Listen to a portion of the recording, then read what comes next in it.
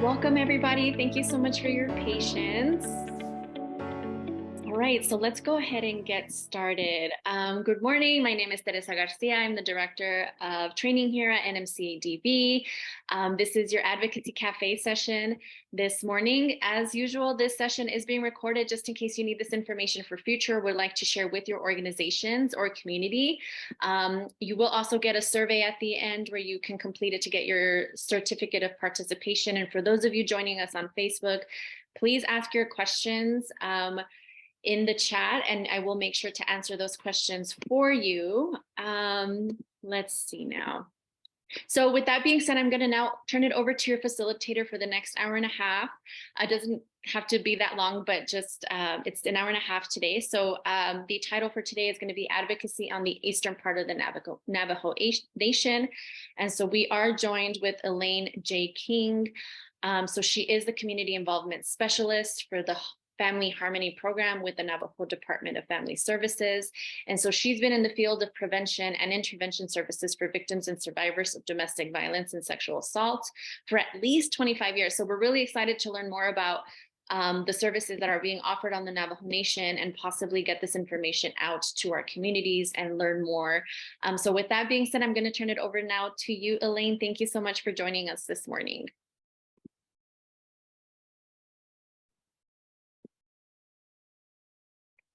Oh no, I think she might be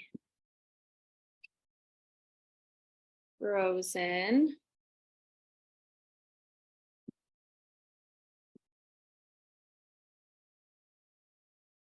Let's see. Good morning, Jen. Thank you so much for joining us. All right, she might hop on in a little bit, so we'll just give it a couple more minutes. It looks like she dropped off. Oh, there you are. Welcome back. I know, technology, what can you do about it?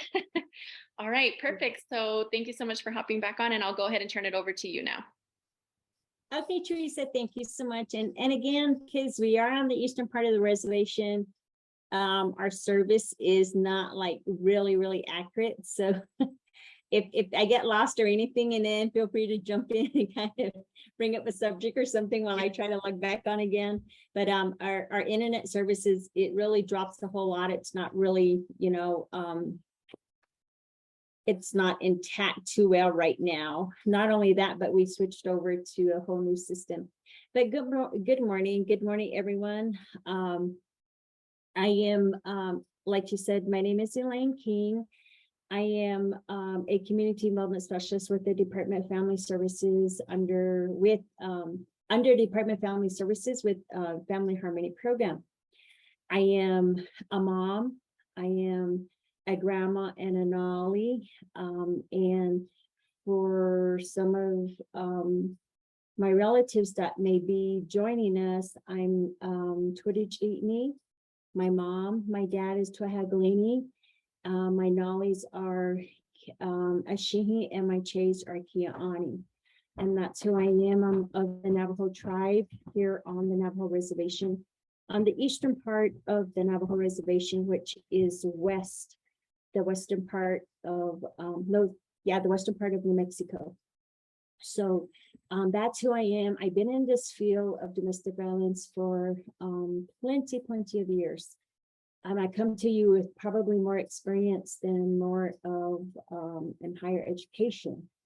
But one of my passions that I have in life and in my career was basically being a survivor of domestic violence. And that's where I kind of found my passion of coming into this career. I had the opportunity to be working on the reservation when it was I'm going to say when domestic violence was really loud here on the reservation back some years. And as time came through, I was working for social services, and then I left social services and started working for a nonprofit program here in Crown Point as an advocate and as an educator as well. Back then, I was able to run support groups for women here in Crown Point. Thereafter, when we were able to review more more so, and we were able to train more people to take over that responsibility. And then I went more into the education and getting my training on running a men's batterers program. So we also had that here on the reservation, again, back here sometimes, due to a lot of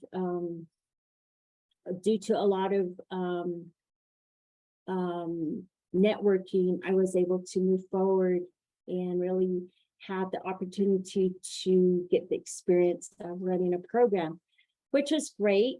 It was beautiful. I enjoyed it, and the need was there, so that was wonderful. We are having a conference tomorrow, and we're going to be sharing a really powerful story tomorrow during our conference, as the prevention and awareness of domestic violence comes about for this month of October. So one of the main things that I wanted to come across and just share some of the services that our program provides. We did come from a very large program. We were a separate entity of the Navajo Nation. As administration had changed, they had chose to bring our program. Back then it was called Strengthening Families Program, and they had eliminated the Strengthening Families Program, and they had brought us down to Family Harmony, and they had filtered us into the Department of Family Services. So we are directly with the social workers. We're one in one office, and we are networking with them as well. We do have victim advocates on board. Sadly, we only have 2 for the whole Navajo Nation. We have 3 community involvement specialists. One is in Shiprock, one is in Fort Defiance, and myself here in Crown Point. We have 2, we call them mobile victim advocates. Those are the advocates that are able to respond out in the community to provide transportation or to give court support, and to respond to some of the cases that may need their response. So they do have transportation to get out to the field if need be. So we do have numerous positions that are available, and we have people that do get hired. I think due to a culture shock, they basically cannot handle the job, and they would leave. Or it would just be a little too much for them. So that's who we are. We do have a shelter in Shiprock.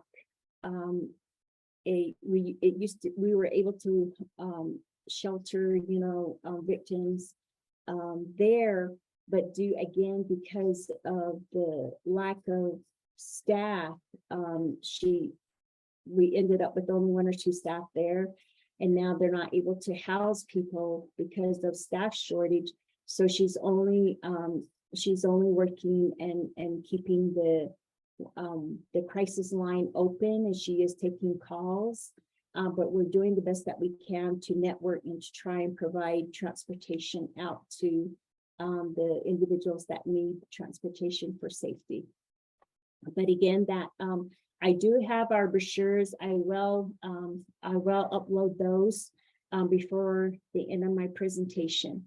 And that's so that's who we are. When we came from a large program to we kind of shrunk. We came down to a very small program, which brings me down to sharing how important it is to network, especially here on the reservation. Because of the limited resources that we have here on the reservation, it's extremely important to have to network and to be able to know your resources and to know which resources are available to work for, to respond if they need to respond. And basically, again, with safety being at hand and making sure that our families are are safe, and if they need to get to a safe place, that we're able to work with them and get them to a safe place. We work really well with the Indian Health Services here in Crown Point. We work really, really well with the Northern the Sexual Assault program out of Farmington and in Gallup. We work real well with them. We work real well with Battered Family Services, and some of the, majority of the shelters that are near the reservation. We work real well with them. We try to network. We have a START program that is which is consists of our program, consists of the Northwest Sexual Assault Program, and with IHS, we come together and we basically plan. And sometimes if we have to case staff, we'll case staff, but the majority of it is just really planning and trying to find out, who needs training in our community, that need to training to how to respond to a case, whether it be domestic violence or sexual assault. So we have been providing training to the emergency staff. We work with them real well, because not all the emergency staff are able to come all at once. So we do them kind of like in phases. We provide training to say for the morning shift, we would do their training to them before they would get off, before shift change, and then for the evening shift, and then we would provide training for them in the afternoon.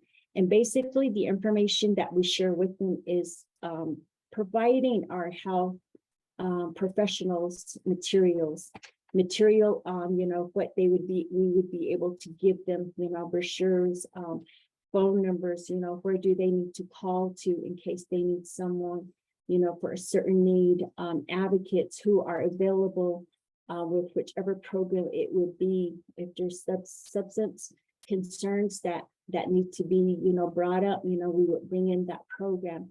Again, basically just trying to meet the needs of the individual that's in the emergency room. And majority of time, it's basically just getting them to safety.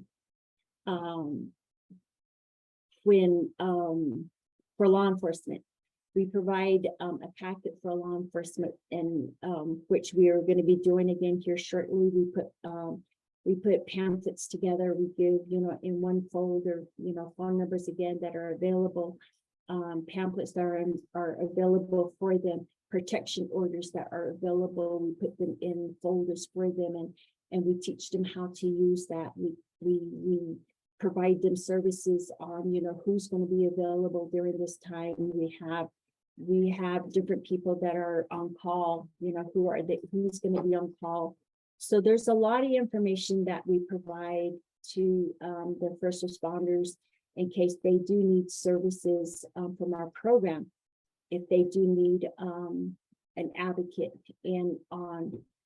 So for crisis calls, we do have with Department of Family Services, our supervisor is really well organized. She basically gets, she works really well with the police department as well. And she comes out with the monthly calendar on who's on call. And then for our crisis line in Shiprock, our crisis line goes directly to Shiprock. And when she gets a call, she would contact the advocate that is closest near to where the victim or the survivor may be, and to provide that service to them at that time. So a lot again is basically just really networking. One of the things that really is important that we share, that we give out to them or to the individuals themselves, is that we do a safety plan with them. A safety plan is extremely important, especially when law enforcement cannot respond quite fast or quite quick. What are the other options? What are the other plans that we can share and set up with the victims and the survivors to make sure that they're safe. Again, many times, again, in our area, just like now, we're a program, we're here in Crown Point, and you would think that our internet is secure. But when you get out to the remote areas, some places still don't have cell phone coverage. So, having to work with programs that give out, cell phones, some of them don't need, carriers. All they can do is just make sure that the phone is charged, and then they can dial 911.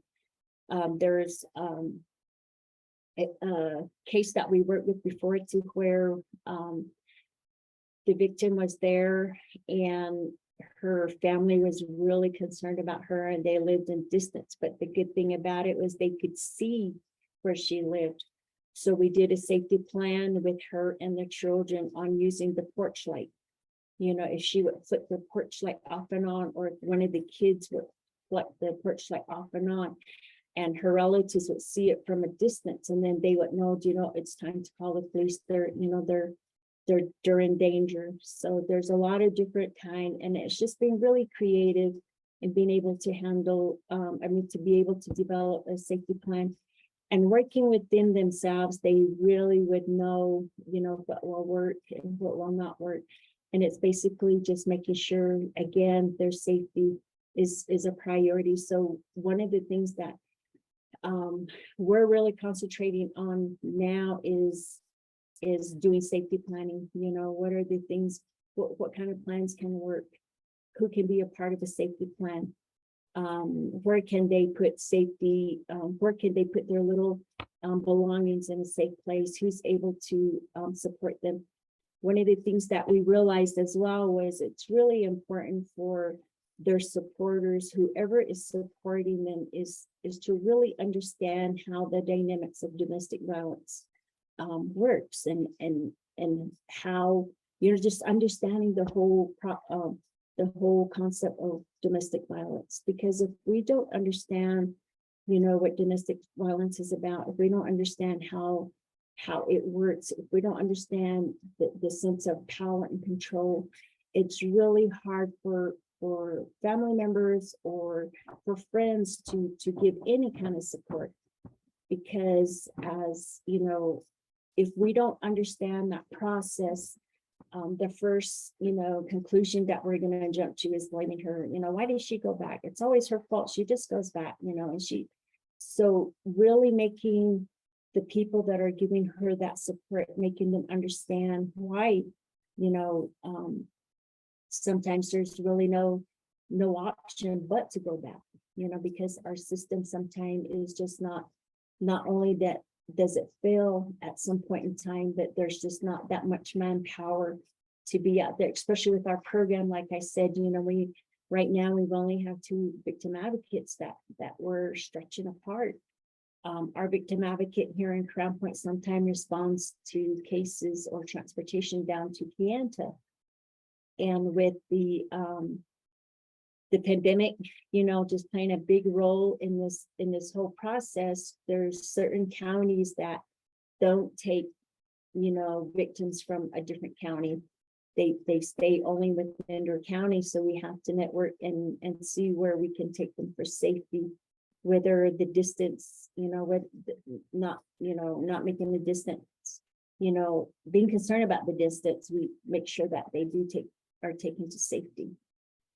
So that's one of the things that those are the services that we provide. We try to, it basically, because we are very short-handed, we try not to mix the education and the prevention really directly with direct service. But many times, like for myself, I really try to focus on prevention and education and networking and building. But when the advocate is not available, and then I have no choice but to respond, to cases, which, so many times I do direct services, and it really stretches us thin as well. But if we are able to really continue to work together, I have a really strong support group from other resources, individuals that I can turn to that will give me that support on how to handle a situation, or, you know, Elaine, we can do this, Elaine, we can do that. And we are able to work together. So it's so extremely important to have that networking, and to have that support to be able to provide services, to domestic violence victims and sexual assault victims as well. Again, coming back down to the reservation, domestic violence, although we state that we cover or we handle domestic violence cases, sexual assault cases, human trafficking, it really goes all into family, we call it family violence, because we handle more than the sexual cases, sexual assault cases, more than the domestic violence cases. We're going into family violence, elder abuse, to siblings, you know, fighting in the home, because it's just anybody that, again, according to the law, anybody that is under, you know, one household, under one roof. So our job duty basically is almost jacks of all trades. We just, you know, if it has anything to do with violence, and pretty much, you know, that's what we pick up and move forward with. The Navajo Nation Department of Behavioral and Mental Health Services is a big supporter of our program, as well as our services, I should say. And I think it's because some of their staff belong to our crisis response team. So that is, that makes it a whole lot easier for us to network and to give each other support. The Eastern Navajo Agency has a crisis response team, and I think majority of the cases that they respond to are basically, you know, a lot of suicides that are happening, that pretty much has been taking up a lot of their time. But then again, they help, you know, we're really trying really hard to come back together and to really focus on responding to domestic violence calls, because the numbers are really, really coming up high. So going back, one of the strong things that I stand on and that I move forward with is basically how important networking is. And I can't express and stress how much networking is extremely important to be able to provide services in these areas. One thing that we do try to help as well from our program, because our doors are still closed, so we still don't have people come into our offices, but we still provide services through by phone, or if we meet them outside, and, you know, first of all, we'll wear our mask and such. So even that plays, you know, it hinders for them to move forward to request for help. But we do the best that we can to try and meet their needs. You know, I get a lot of phone calls only on protection orders. And for that reason, again, tomorrow for our domestic violence prevention and awareness conference, we are going to have the DNA program coming out to cover the Navajo Nation protection orders. So that's going to be crucial information that is given out. That's one of the things that I think that information is very important to get out to our community. Even that alone, many times when you come to a law enforcement, or when you come to some of our leaders, you ask them, do you know that we do have emergency protection orders? And they're like, what? Is that the same thing as a protection order? What's the difference between a protection order and an emergency order? Or so it just has like various names. What is it? A protection order, an emergency protection order, and then they have like abbreviations like a PTO. They just all have different names. So it's really good to have someone come in from the DNA services and really sharing that information with us. And then what what are some of the areas that the advocate can help with? Because there's some advocates that say that they cannot help with protection orders, or we can't help with any kind of legal, recommendation or anything like that. So this training tomorrow is going to be very, very crucial. I hope we do have a lot of participants to at least sit in that part, because protection order services is really high. There, we have a lot of cases that have a lot to do with protection orders. Sometimes it's just, like I said, it's just family members.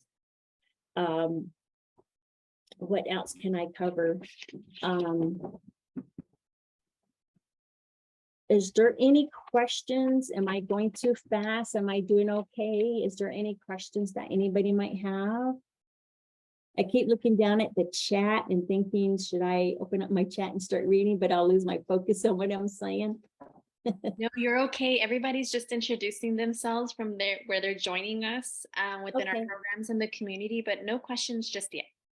Okay, all right. So one of the other services that we do provide, that I do with, and I'm Shannon Hushnick with the Northern New Mexico Sexual Assault Program.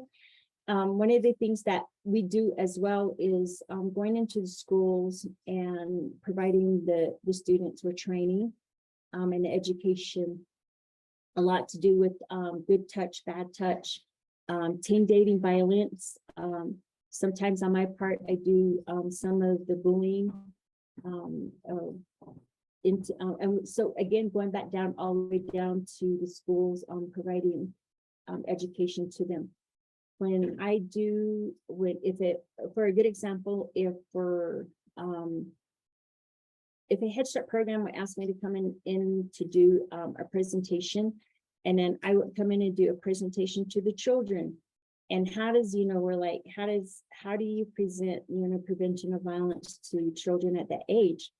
One of the curriculums that we do use, that I do use going into the Head Start program, is basically how to take turns.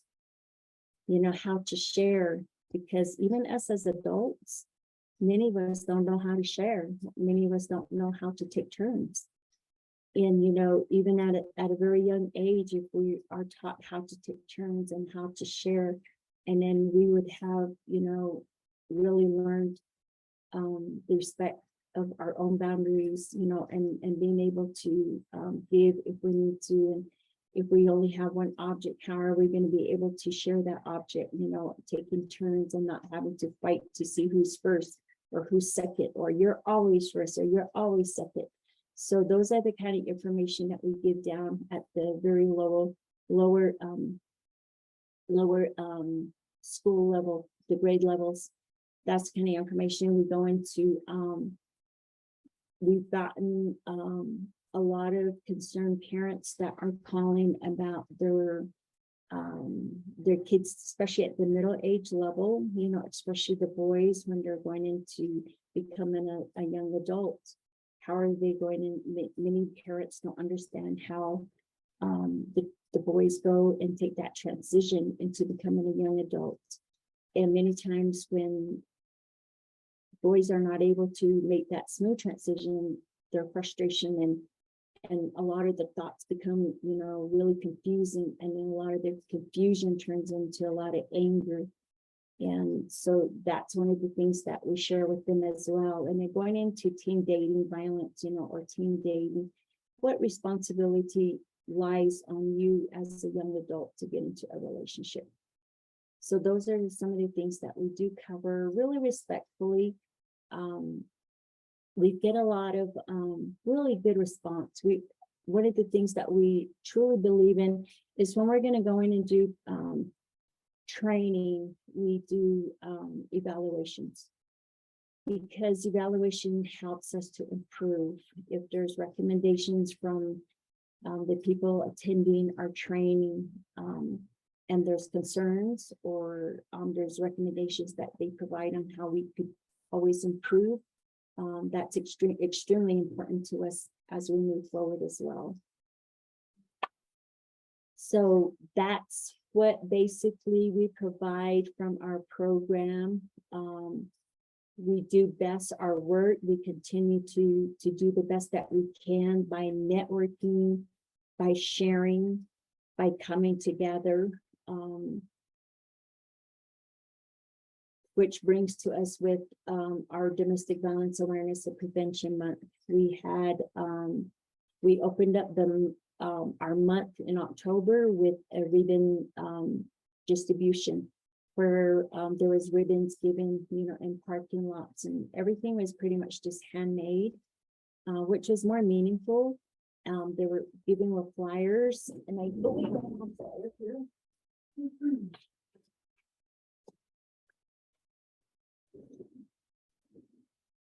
We had little ribbons that people had made, and they look like that. They have the little clips in the back, and we put them on flyers, and we put them on vehicle, the vehicles, the windshield wipers. We gave some out to some of the stores if they would be able to just have them there on the counter, and they would be able to give that out. That's what we started our month with. We are going to have our we entered a float for the homecoming here in Crown Point. Crown Point is our centralized location for the eastern part of New Mexico. Crown Point is the head agency for all the other small communities that are on the eastern part of the reservation. So with the eastern part of the reservation, we consist of 34 communities, which include Tuajale and Alamo. So those are the communities, and Crown Point Agency is basically the kind of like the headquarters for all those communities. For that reason, when there's an event that's going on, we basically have it in Crown Point, because we have a certain part of the month that we have all these, community members that come to Crown Point. We consist of one large shopping center, which is Bashas'. We have a post office. We have a police department. We have a Indian health facility. We have one high school, we have one mid school, we have 2 elementaries, we have 2 daycares, we have our beautiful college, Crown Point Institute of Technology, which we're very proud of, and then we have surrounding little communities around the Crown Point area. So when they need to come in to the community to do grocery shopping, and that's where we have 2 gas stations as well. So this is probably the place to come from the smaller communities when they need gas, when they need groceries, when they need to check their post office. So they would come here. So for that reason, a lot of when we want to do our outreaches, because of COVID, we're limited on getting out to the smaller communities. So we have a lot of our activities here in Crown Point. The good thing about it, at least we can have them outdoor now. So as the Navajo Nation continues to open up slowly, and then we will be going back out to our chapter houses, we'll be able to get information and do activities out at the chapter houses. So right now, we're just basically, we provide a lot of our awareness activities here in Crown Point. We did have a Walk Your Mops, which is there. We had a walk for domestic violence as well. We had some ladies that dressed beautifully and wore their moccasins as we did the walk, and then all the other resources, they pretty much donate their promotional items, and then we all put them in one bag. And for the people that were able to walk, they received a bag of goodies, a lot of brochures. Our chapter community had donated snacks, little bags of vegetables. One of our other resource providers donated umbrellas. So we were able to give out umbrellas. So again, networking, we were able to give our appreciation out to those that supported us to get, get the awareness out to the community. We do have one local radio station as well, and we always, I cannot appreciate them. I just appreciate them so much. They do so much for us. They're always having us on air. And as we speak, they're on air now. They have some other advocates that came in from Utah, and they are talking on the radio now. So we utilize them a whole lot, and they really are very active when we come together as a community to develop things. So every Tuesday, he had a guest speaker. Each one of us have an opportunity to go there and to have discussions about, domestic violence, sexual assault. So that this month, of course, it's domestic violence month. So that's our topic for this month. Every Wednesday, we all advertise that everybody would wear purple. So we called it Wear Purple Wednesdays. And that was every Wednesdays. And sometimes it just feels really good when we walk out into the community and on a Wednesday and you see how many people are wearing purple. So it's really good to know that the word is getting out there and the awareness is getting out there. So those are, we have our conference that's going to be going tomorrow. We start tomorrow at 8:30. We start tomorrow at 8:30, and then we have on Thursday, we have a resource, fair coming up where all the resources are going to come in, and the flea market, we have one whole side that we're going to set up on, and we're going to give out free pumpkins and such. So those are some of the activities that we have planned. And it seems like I've really talked a whole lot. But that's who we are, and that's how we work, and that's the kind of services that we provide here on the eastern side of the Navajo Nation. Is there any questions? I really think it's fantastic how you all made all of those ribbons like by hand, and you made a really good point that really makes things just really valuable, right, when they're handmade. Right. And it's really exciting that you all have so many events, and let us know how we can support you in sharing those as well. If in future, if you would like to share that information, we would be happy to. Absolutely, that would be great. Thank you. Yeah, absolutely. We have a lot of programs, and Gallup area and our tribal coalition here, which I'm sure they're on the call. And so we would love to support you in what, your organization is doing. Are there any questions for Elaine? It looks like everybody was just really interested in like services. Oh, Delphine. Yes, I just have a quick question. What is the difference between an emergency protection order and a regular protection order? Okay, an emergency protection order is a one sheet order, and that can be provided and it can be approved, done during non-working hours, say at night or say during the weekend. If an officer has an emergency protection order, and it's just one sheet, and that can be filled out, and the officer has the ability to contact the judge himself, or if there's a leader that is designated to sign off on that protection order until the next business day. That's what an emergency protection order is.